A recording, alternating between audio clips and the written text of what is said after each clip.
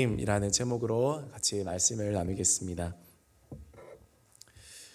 이번 주간부터 교회력으로 대림절기가 시작이 됩니다. 대림절은 예수님의 탄생을 기념하는 성탄절 전 4주간 동안의 기간을 의미합니다. 대림절은 어드벤트라고도 하는데 라틴어에서 나왔습니다. 도착이라는 그런 뜻입니다. 예수님이 이 땅에 도착하심을 고대하며 또 기다리며 4주간 동안 우리는 예수님을 소망하는 마음을 가지자. 그래서 대강절, 대림절이라고도 합니다. 또한 우리의 삶 가운데도 예수님이 도착해 주시고자 하는 마음을 기다리며 소망하는 그런 시간을 가지고자 이런 교회의 절기를 가지게 됩니다. 대림이라는 뜻은 임함을 기다린다, 그런 뜻입니다. 예수님이 임하시고 오심을 기다리는 것입니다. 진정한 왕이요 또 주님이신 예수 그리스도께서 이 세상에 오심을 기다리고 또 준비하는 이번 12월 달이 되었으면 좋겠습니다. 독일의 포로 수용소에서 크리스마스가 지난 후에 많은 포로들이 죽어갔다고 합니다.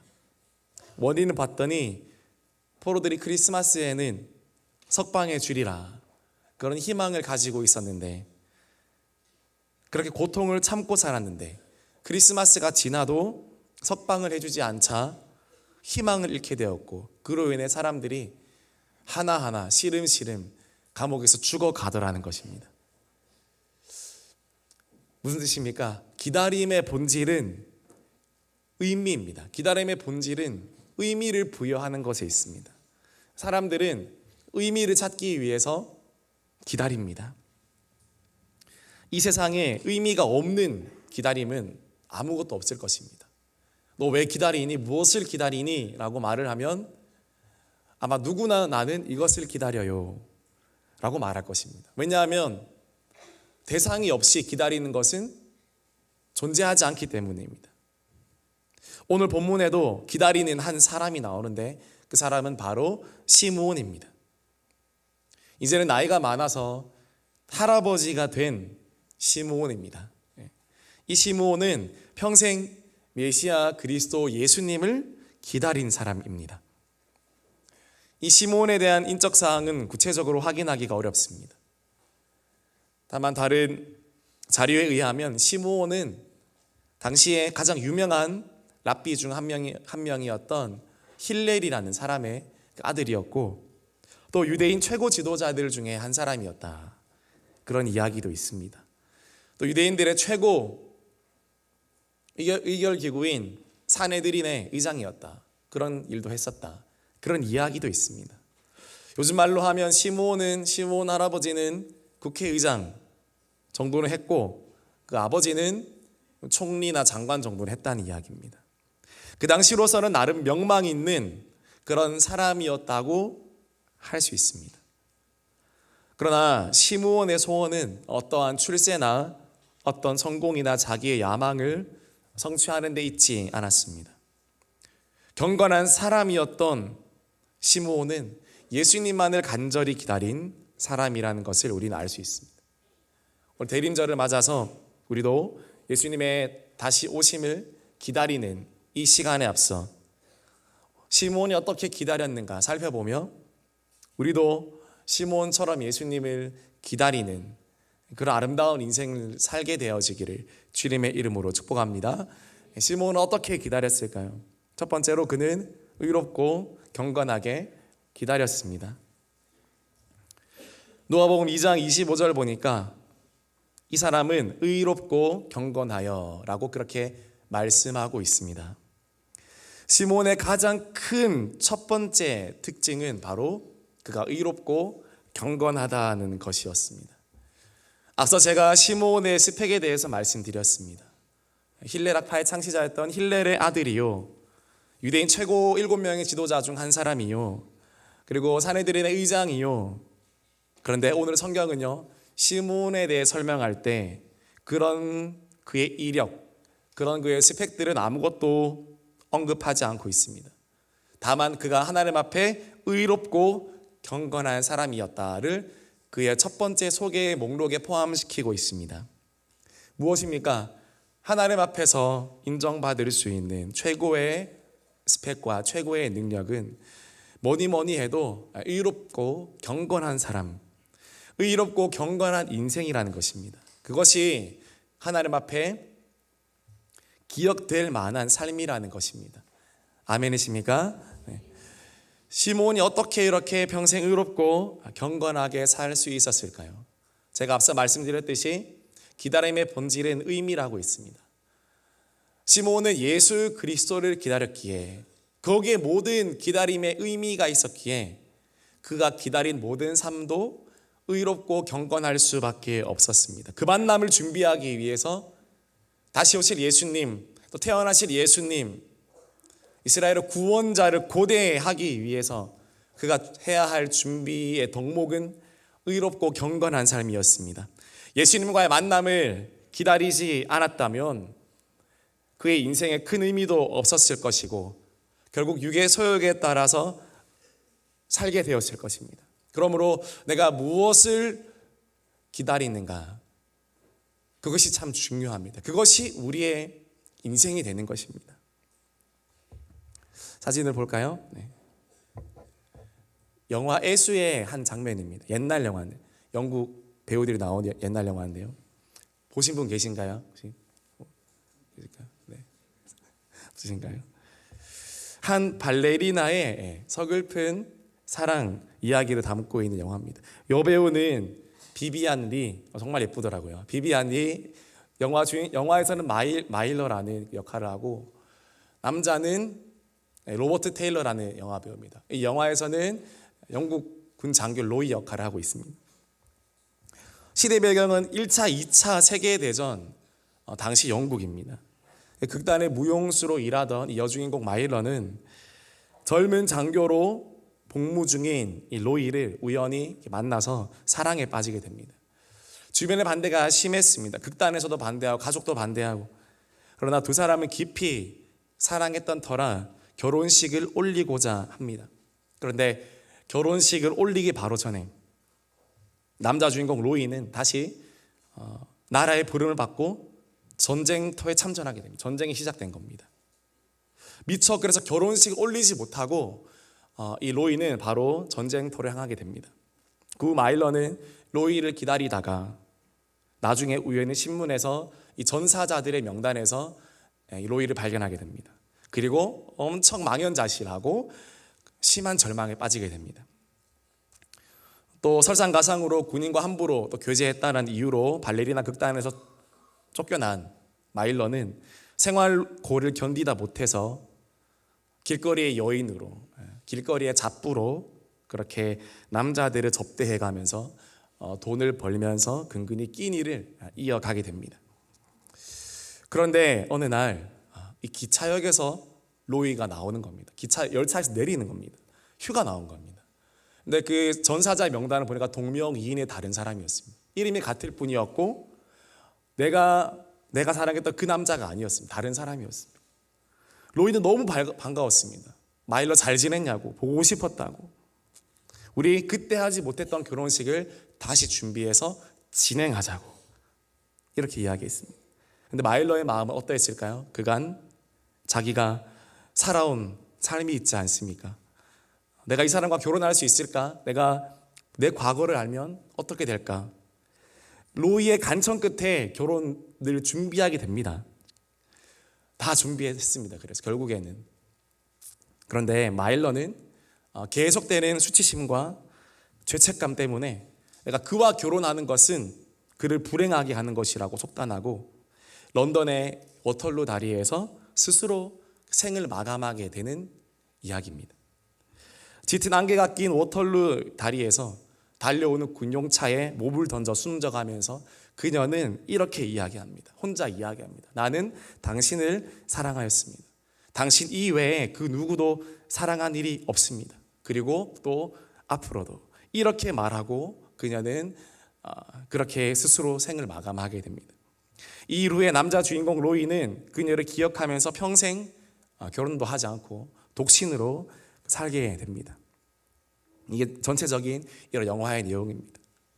얼마나 안타까운 이야기입니까? 이 여주인공 마일러가 자기 자신을 조금만 더 지켜내 주었더라면 로이가 다시 살아 돌아왔을 때 아마 기쁘게 결혼식을 치를 수 있었을 것입니다. 그러나 기다림의 그 소망이 사라지자 이 마일러는 어차피 버려진 인생 밥이라도 먹고 살자라는 생각으로 아마 그렇게 했을 것입니다. 그래서 막 산 겁니다. 그런데 로이가 오자 그 모든 것들이 수포로 돌아가 버렸습니다. 저와 여러분은 이런 우를 범하지 않게 되기를 소망합니다.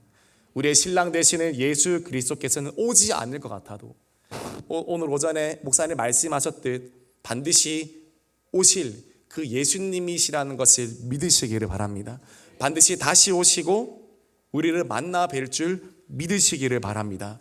12월이 있는 이유도, 하루의 끝이 있는 이유도, 죄송합니다 자꾸 안경이 내려가서요. 밤에 잠을 자는 이유도 끝이 있다. 끝이 있다. 인간이 스탑해야 될 때가 있다. 하나님이 예수님이 다시 오신다. 그것을 은유하고 암시하고 있는 겁니다. 우리 인생 가운데 계속 암시하는 겁니다. 봄, 여름, 가을, 겨울 왜 있나? 시간의 끝이 있듯 우리 인생에도 끝이 있고 하나님의 시간표에도 종말이 있다라는 겁니다. 그것을 아는 사람, 예수님이 오신다라는 것을 아는 사람들은 정결한 신부로 살아가려고 몸부림치며 의롭고 경건한 삶을 노력합니다. 잠시 곁길로 빠졌다고 할지라도 그 상태로 가지 아니하고 다시 회개하고 돌이켜서 다시 의롭고 경건한 길로 들어오면 예수님은 우리를 받아주시는 예수님이신 줄 믿습니다. 저 여주인공 마일러가 예수님의 십자가의 사랑을 알았더라면 아마 이런 비극으로만 이야기가 끝나지 않았을 것입니다. 오늘 말씀에 의롭다 또 경건하다라는 말이 나오잖아요. 의롭고는 옳은 공의라는 말이고 경건은 그 더 본래의 뜻은 취하다, 붙잡다라는 뜻입니다. 거기에서 어원이 파생한 것이 있습니다.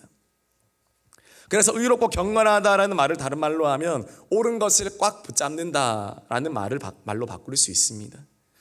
하나님의 말씀을 또 하나님과의 관계를 꽉 붙잡는 사람, 그것을 꽉 붙잡는 사람이 의롭고 경건한 사람이라는 뜻입니다. 하나님과의 관계를 놓치지 않는 사람, 놓쳤다 하더라도 죽을 힘을 다해 붙잡으려 하는 사람, 그 사람이 바로 의롭고 경건한 사람이다라고 합니다. 시므온은 평생 동안 하나님과의 관계를 꽉 붙들었습니다. 모르겠어요. 오늘은 그의 노년의 이야기만 나와서 그의 평생을 우리는 알지 못합니다. 그러나 마지막 평가가 그는 의롭고 경건하다 했으니 아마 그는 어렸을 때에도 젊었을 때에도 그리고 중년과 노년에 이르기까지 여러 가지 많은 유혹과 때로는 포기하고 싶고 언제까지 내가 기다려야 되나, 언제까지 예수님이 오시는 것을 기다려야 하나 아마 포기하고 싶었을지도 모릅니다. 그러나 그는 끝까지 그 자리를 지켰고 예수님의 오심을 기다렸습니다. 마침내 머리가 희끗희끗해지고 그의 기력이 다 쇠해져 갈 쯤에 이제는 내일은 죽나보다 할 그때에 예수님을 만나게 된 그 시몬입니다. 그의 기다림은 절대 가치 없는 기다림이 아니었습니다. 그의 평생은 한순간을 위한 평생의 기다림이고 삶이었지만 그것은 하나님 보시기에 너무나 값지고 의로운 기다림이었습니다. 저와 여러분이 그런 은혜를 얻게 되기를 주님의 이름으로 축복합니다. 주님 앞에 설 그 한순간을 위해서 우리의 70, 80평생을 의롭고 경건하게 기다리며 몸부림치며 주님과의 관계를 꼭 붙드는 그 삶이 바로 시므온처럼 의롭고 경건한 삶이다, 그렇게 이야기하는 것입니다. 요한일서 3장 3절 말씀 우리 같이 읽도록 하겠습니다. 주를 향하여 이 소망을 가진 자마다 그의 깨끗하심과 같이 자기를 깨끗하게 하느니라. 주를 향하여 이 소망을 가진 자마다 자기를 깨끗하게 한다 했습니다. 그리고 잠언 13장 12절 말씀 같이 읽겠습니다. 소망이 더디 이루어지면 그것이 마음을 상하게 하거니와 소원이 이루어지는 것은 곧 생명나무니라. 반드시 소원을 이루어 주십니다. 예수님은 우리의 소원을 이루어 주시는 분입니다. 결국 그 소원의 끝은 생명나무입니다. 저와 여러분들이 예수님을 기다리는 데 있어서 시므온처럼 날마다 의롭고 경건하게 예수님의 신부로 잘 기다려서 하나님께 칭찬받는 저와 여러분들이 되었으면 좋겠습니다. 두 번째로 시므온은 어떻게 기다렸습니까? 이스라엘의 위로를 소망하면서 기다렸습니다. 누가복음 2장 25절 말씀 보니까 이스라엘의 위로를 기다리는 자라 그렇게 이야기하고 있습니다. 이 시대는요, 다 위로가 필요한 그런 시대입니다. 모두 다 위로를 받기를 원합니다. 그러나 진정한 위로는 어디에서 옵니까? 위에서 옵니다. 그렇죠? 위로는 위에서 온다. 본문에 없지만 이렇게 해야 썰렁해서라도 깨기 때문에 위로는 위에서 위로부터 오는 위로를 경험하는 우리가 되어야 됩니다. 여행 다녀와도 잠깐이고 맛있는 음식을 먹어도 잠깐입니다. 사람들에게 이해받는 것도 잠깐입니다. 그러나 하나님만이 우리에게 진정 위로를 주시고 또 하나님께 위로를 받으면 다 평정되게 될 줄 믿습니다. 이스라엘은 위로가 필요했습니다. 이스라엘 역사는 참 힘들었습니다. 될 법하면 넘어지고 될 법하면 타국 생활에다가 포로 생활에다가 약속의 땅, 약속의 사람들이었는데 나라마저 빼앗기고 성전마저 회파되고 하나님이 잊으셨는가? 하나님이 정녕 이 백성들을 버리셨는가? 그들이 가지고 있는 신학과 그들이 알고 있는 신앙은 너무 괴리감이 컸습니다. 그래서 가짜 위로에 계속 속아 넘어갔습니다. 정치를 잘하면 될 것이다. 힘이 센 영웅이 나오면 로마를 무너뜨리고 다윗의 영광이 회복될 것이다. 또 헤롯은 정치적으로 유대인들의 환심을 사려고 많은 공약을 펼쳤습니다. 유대인들은 그것에 만족해했습니다. 로마는 많은 볼거리와 즐길 것들로 유대인들의 마음을 얻으려고 했습니다.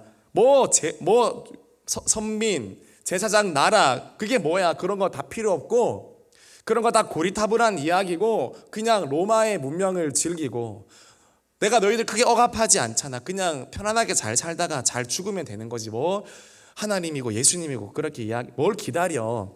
그렇게 이야기했습니다. 많은 사람들이 그래서 그렇게 살아갔습니다. 그런 가짜 위로에 유대인들은 만족해야 했고 그리고 그렇게 죽어갔습니다.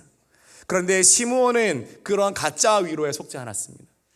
시므온은 그런 가짜 위로에 자신의 영혼과 몸을 팔지 않았습니다. 저와 여러분도 세상이 주는 가짜 위로에 우리의 몸과 마음과 우리의 돈과 정력을 팔지 않게 되어지기를 주님의 이름으로 축복합니다.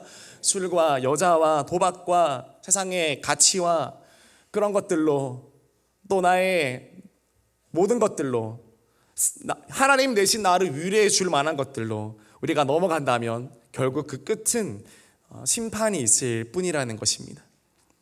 누가복음 2장 25절에 나오는 여기 위로라는 말, 여기 위로라는 말은 파라클레이시스라는 그런 말입니다. 그런데 이 파라클레이시스라는 이 위로라는 말은 요한일서 2장 1절에도 나오는 말씀입니다. 우리 같이 읽어보겠습니다. 나의 자녀들아, 내가 이것을 너희에게 쓰면 너희로 죄를 범하지 않게 하려 함이라. 만일 누가 죄를 범하여도 아버지 앞에서 우리에게 대언자가 있으니 곧 의로우신 예수 그리스도시라. 여기 나오는 이 대언자가 앞에 말한 파라클레이시스라는 그 위로라는 단어입니다. 성경이 말하는 위로는 그러니까 우리가 통용적으로 알고 있는 슬픔을 당하고 있으면 눈물을 닦아주고 또 손수건을 주면서 등을 토닥여주는 이런 차원의 의미 그 이상인 것입니다. 성경이 말하는 위로는 그냥 그런 단순한 다독임이 아니라 하나님과 우리의 끊어진 관계를 다시 이어주고 또 연결해 주겠다는 그런 차원에서 위로입니다. 하나님은 다시 우리의 아버지가 되시고 우리는 더 이상 고아가 아니고 하나님은 다시 우리의 보장이 되어주시고 이스라엘 나라를 강대국들 사이에서 겨우겨우 살아남는 변방 변두리가 아니라 다시 한번 세상의 중심으로 영적 제사장의 나라로서의 사명을 회복시켜 주겠다는 그런 차원에서의 위로인 것입니다. 그게 위로의 시몬이 바랐던 위로의 그 본질입니다. 그냥 위로를 위한 위로가 아니라 결국 사명을 회복하는 사명의 회복을 바라는 그런 위로였다는 것입니다. 그래서 진짜 위로는요, 사명을 회복하게 됩니다. 저 사람이 위로를 받았나 안 받았나 눈물 뚝뚝 흘린다고 위로 받은 게 아닙니다. 저 사람이 다시 기도의 자리로 나아갔는가, 다시 사역의 현장으로 나아갔는가, 그것이 위로받은 것의 증표입니다.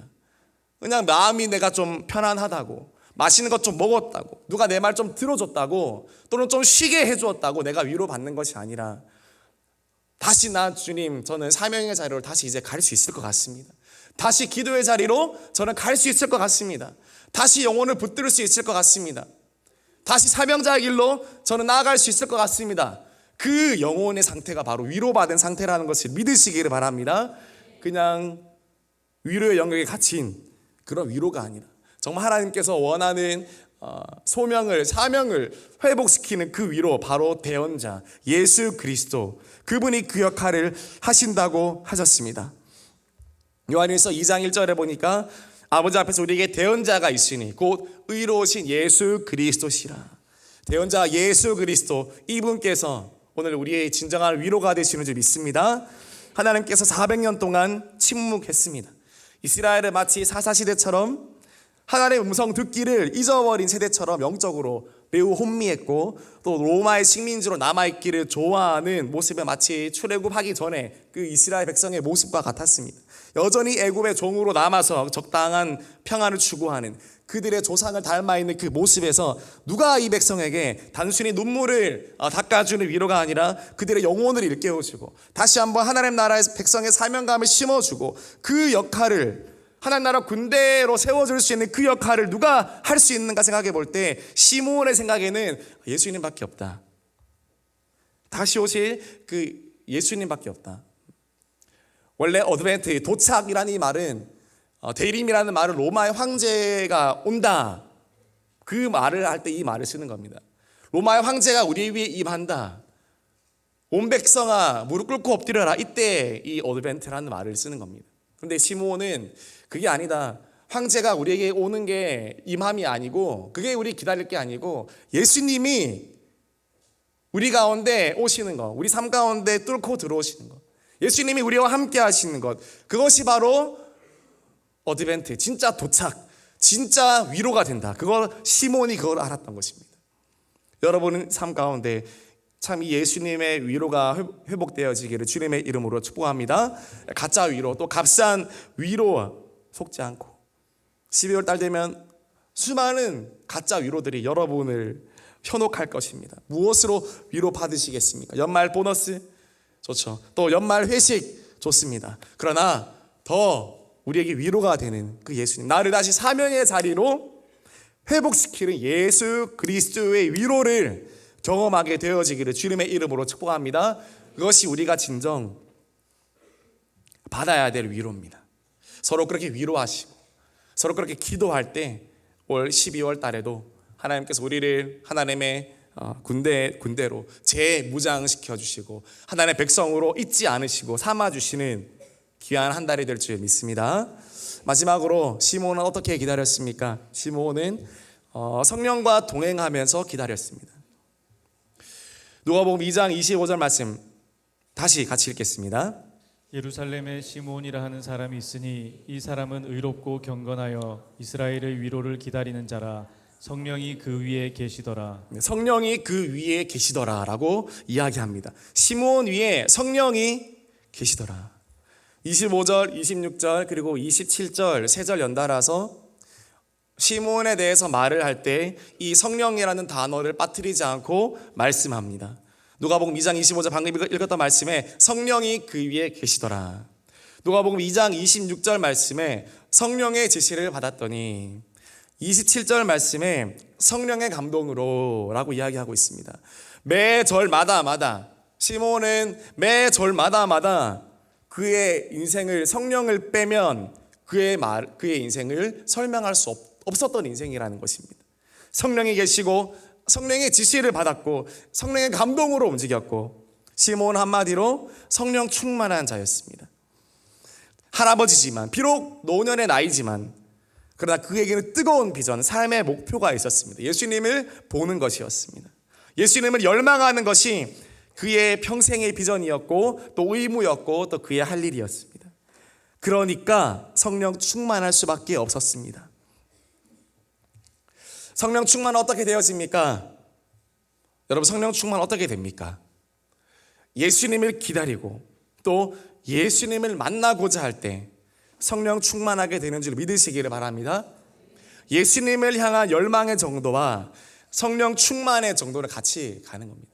내가 예수님을 향한 열망의 정도, 정말 내가 예수님을 가지고 싶다, 그 열망의 정도와 성령 충만의 정도는 항상 같이 갑니다. 예수님을 향해 열망하고 또 예수님을 향해 굶주리고, 많은 사람들은 돈과 재물에, 명예와 인기에, 인정과 위로에 굶주려 있습니다. 그러다 우리는 어디에 굶주려야 할까요? 우리는 하나님께 굶주려야 될 줄 믿습니다. 하나님께만 굶주린 삶이 되어야 될 줄 믿습니다. 존 파인퍼 목사님이 쓰신 하나님께 굶주린 삶이라는 책이 있습니다. 이 책에 목사님이 이렇게 말씀합니다. 하나님을 향한 굶주림의 가장 큰 적은 독이 아니라 애플파이다. 그분이 주신 선물이다. 천국을 향한 우리의 욕구를 무디어지게 하는 것은 악인들의 잔치가 아니라 세상의 식탁에서 끝없이 주워 먹는 부스러기다. 문란한 비디오가 아니라 밤마다 애청하는 시시한 볼거리, 유튜브, 넷플릭스, SNS, 그런 것들이다.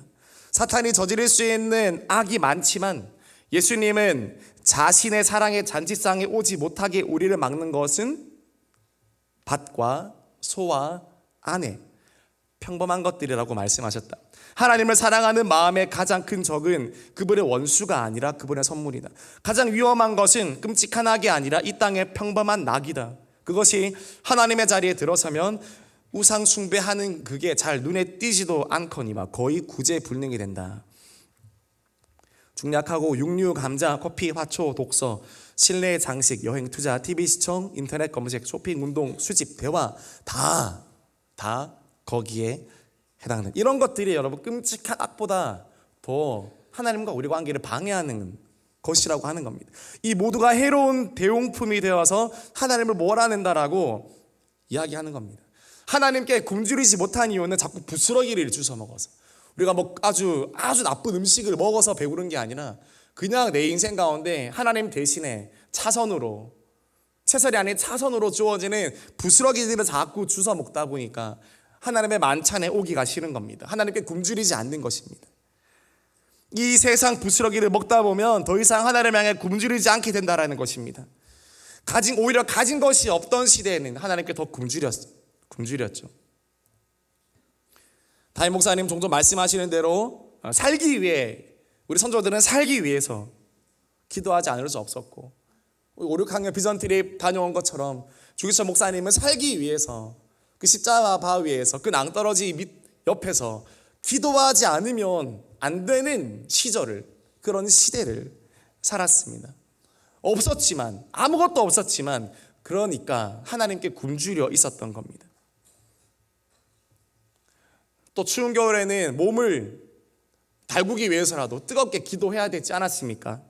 이건 요즘 가장 큰 적은 사단의 역사와 방해가 아닙니다.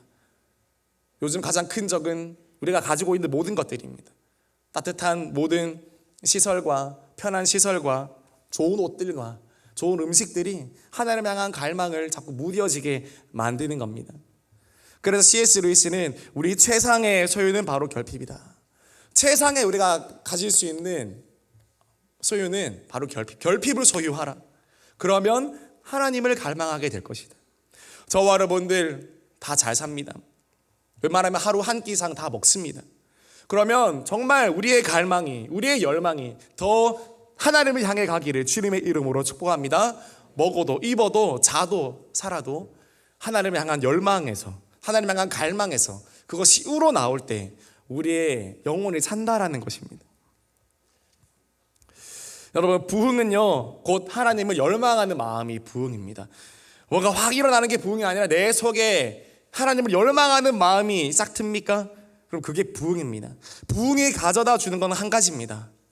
하나님을 향한 열망, 그리고 하나님을 향한 갈망. 그것이 부흥이 우리에게 가져다 주는 선물입니다. 또 돈도 아닙니다. 집도 아닙니다. 다른 거 아닙니다. 하나님을 향한 열망, 갈망 우리에게 주신다는 겁니다. 하나님을 향한 갈망이 내 욕구보다 더 커지고, 내 현실보다 커지고, 내 문제보다 커지고, 내가 받고 있는 유혹보다 더 커지면 그게 부흥인 겁니다. 더 기도하고 싶고 말씀 읽고 싶고 하면 그게 부흥인 겁니다. 그 어떤 것보다 하나님을 갈망하는 상태가 바로 부흥인 것입니다. 여러분, 그것을 경험하게 되어지기를 주님의 이름으로 축복합니다. 더 기도하고 싶어지십니까? 더 예배 드리고 싶어지십니까? 더 찬송하고 싶고, 더 말씀을 가까이 하고 싶고, 더 하나님을 알고 싶습니까? 그게 부흥입니다.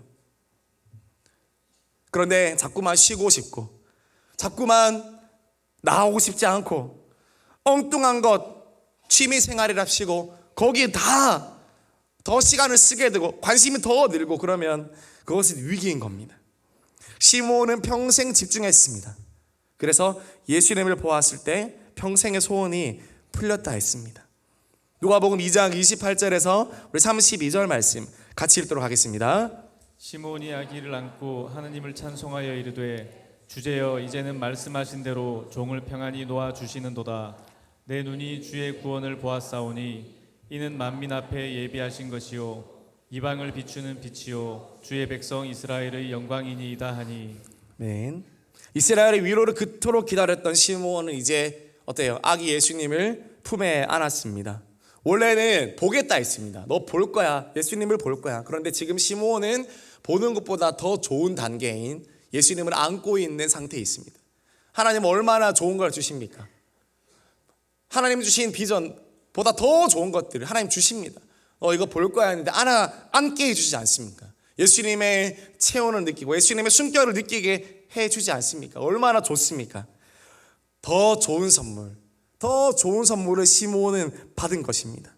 그래서 누가복음 2장 29절에 이렇게 이야기합니다. 같이 읽겠습니다. 주제여 이제는 말씀하신 대로 종을 평안히 놓아 주시는도다. 주제여 이제는 말씀하신 대로 종을 평안히 놓아 주시는도다. 이제 내가 만족합니다 라고 이야기하는 거예요. 이제 내가 진짜 만족합니다. 어떤 것들로도 내가 만족하지 못했는데, 이때까지 살면서 노년의 이 순간까지 내가 살아가면서 어떤 걸로도 만족하지 못했습니다. 사람으로도, 가족으로도, 내 자녀들로도, 어떤 내 지위와 명예와 그런 것들로도 나는 만족하지 못했는데, 주제여 이제는 말씀하신 대로 저는 만족합니다. 저는 이제 평안합니다. 저는 이제 소원 성취했습니다. 이렇게 이야기했습니다. 여러분의 소원은 무엇입니까? 이 시므온의 소원을 닮아가기를 주님의 이름으로 축복합니다. 여러분 따라합시다. 소원이 거룩해야 인생도 거룩하다. 아멘이십니까? 소원이 거룩해야 인생도 거룩해지는 것입니다. 내가 추구하는 목표가 거룩해야 그 모든 과정도 거룩해지는 것입니다. 그러나 소원이 허탈하면 인생도 허탈하고, 소원이 무가치하면 내 인생도 무가치해지는 겁니다. 여러분, 우리 인생이 거룩해질 수밖에 없는, 또 성령과 동행할 수밖에 없는 그런 소원을 가지게 되기를 주님의 이름으로 축복합니다. 우리 다음 세대들도 거룩하게 살 수밖에 없는 인생의 소원을 가지는 거예요. 처음부터 서울대를 갈 거다, 또 하버드를 갈 거다. 그러면 공부 방법도 다 다르고 공부 시간도 다 달라요. 목적이 다르면 달라요. 하나님 앞에 거룩한 소원을 가지면, 수준 높은 열망을 가지면 우리 인생도 거기에 따라가게 되는 겁니다. 그래서 하나님 향한 우리의 강력한 열망만이 우리 인생을 거룩해 하고 능력 있게 하고 힘 있게 하고 행복하게 하는 줄 믿으시기를 바랍니다. 말씀 마무리하겠습니다. 여러분, 시므온의 기다림, 그것은 거룩한 열망의 기다림이었습니다. 아주 의롭고 경건한 기다림이었습니다. 그럴 수밖에 없는 기다림이었습니다. 왜냐, 예수님을 기다리는 것이기 때문에 그렇습니다. 이스라엘의 위로를 받았습니다. 그냥 등 토닥여주고 눈물 닦아주는 위로가 아니라 다시 사명의 자리로 갈 수 있게 만들어주는 위로였습니다. 사명을 회복할 수 있게 만드는 위로였습니다.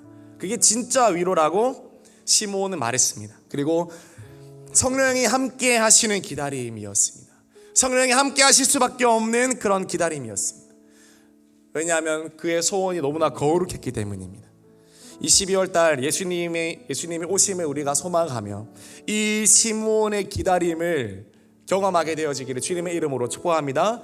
의롭고 경건하게 이스라엘의 위로를 기다리며 대한민국과 한국교회의 위로로 하나님이 많은 목회자들을 살려주시고 또 많은 교회 중직자들을 살려주시고 안 된다, 없다, 못한다 하는 사람들의 입 가운데 할 수 있다, 하면 된다, 해보자라고 말할 수 있는 그 성령의 위로를 주셔야 되는 겁니다. 기다릴 때 성령께서 함께 그 위에 임하더니 성령의 지시, 성령의 감동에 따라서 움직여가는 그 모든 것들은 이 시므온이 있으면 예수님은 오시고 역사하시고 능력을 베푸신다 하셨습니다. 이 시므온의 위로를 깊이 경험하는 우리 모든 대형의 가족들이 되어지기를 주님의 이름으로 축복합니다.